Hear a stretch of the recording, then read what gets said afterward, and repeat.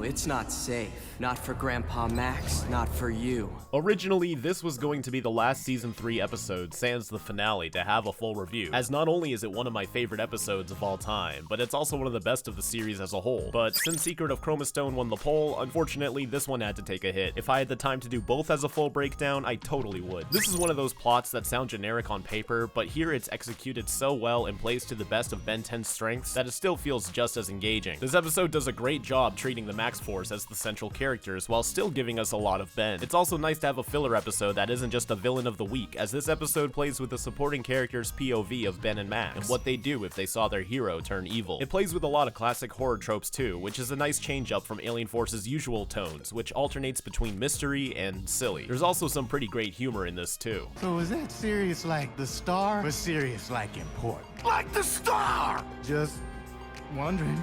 It's one of those rare episodes that's even better on the second viewing, because after you know the twist, you can watch it from a new angle and get a second way to enjoy it. We even get a new Echo Echo named move, and the first instance of Wrath's wrestling moves too. Dedicating an entire episode to this group only makes me want to see more of them past this, but this is practically the last time we really get to see them shine, so at least they went off with a bang. No pun intended. Giving Ben a chance to pretend to be evil was fascinating. You'd expect them to play into the chaotic and egotism even more for an evil Ben, but they went with a tactical and intimidating Ben, and this made him very threatening. The others might be afraid, but I'm not scared of you. That's because the others are smarter than you. Although, knowing that this was him in-universe putting on an act shows that he's realistically capable of this. It makes you wonder if there's a part of him that feels this way deep down, but he chooses to be a hero anyways. I've outflanked you, I've outpowered you, and I haven't even been trying. Just something to think about. But hearing him threaten Grandpa Max's life is devastating. The Plumber's helpers each add something to offer with their attitude and power set. You might be well over halfway into the episode before you even realize Gwen and Kevin never show up, because the Max Force are just as compelling in their own right. Helen tries to solve everything on her own. Peirce struggles to gain leadership over his team. Manny can't see past his own arrogance. And Alan feels out of place since leaving the farm. The episode ends not only with them learning to work together, but with them all willing to kill themselves to save the Earth, which is a pretty powerful revelation for a training exercise, and it's later revealed to not even be part of the simulation. As much as I like Cooper, it makes sense to keep him out of this one, not just because of the writer's explanation, but one more person would have messed with the pacing and character dynamics, and these four make a great balance. And a small note, I like that Peirce still calls Max the Wrench, because that's who he is to him. What can I say about the visuals that wouldn't be redundant? The animation is spectacular, and combined with the choreography, gives us some of the best fights of the season, even if Ben was secretly holding back. But each fight is unique and shows off a ton of aliens, and gives you an idea of what powers can counter what abilities. And everyone teaming up at the end to take on Humongosaur? That's just icing on the cake. The Plumber base is a nice change of setting from the usual warehouse, desert, or field. Each section looks unique and appears to serve its own function. The only nitpick I have is that Alan is in his heat blast form the entire time, but I guess that doesn't really matter. Like Tourist Trap, this episode is going to get a 3 in importance due to the reputation it has in the fandom. It's also the best episode of Season 3, and it's nice to see something good for a change amidst all the abominable episodes. I wish I could give it a 5, but sadly, I have to play fair. With everything that goes on in this story, you can't help but be invested, and this time, it's in a good way. After what we've seen with Season 3 so far, I never expected we'd get an episode as good as this. I've always felt that a good soft reboot of Ben 10 would be to focus on new Plumber recruits, where Ben only makes guest appearances, similar to Batman and the team in Season 1 of Young Justice, and with a more biased example, the Orion Squad in 5YL. This way, they get to continue the original continuity without you needing to see any of the previous series, as anything important can be reintroduced in the perspective of the new recruits. This episode lays a great blueprint on how something like that could work, and also leaves us with a solid episode. We wanted to be plumbers. This is what plumbers do.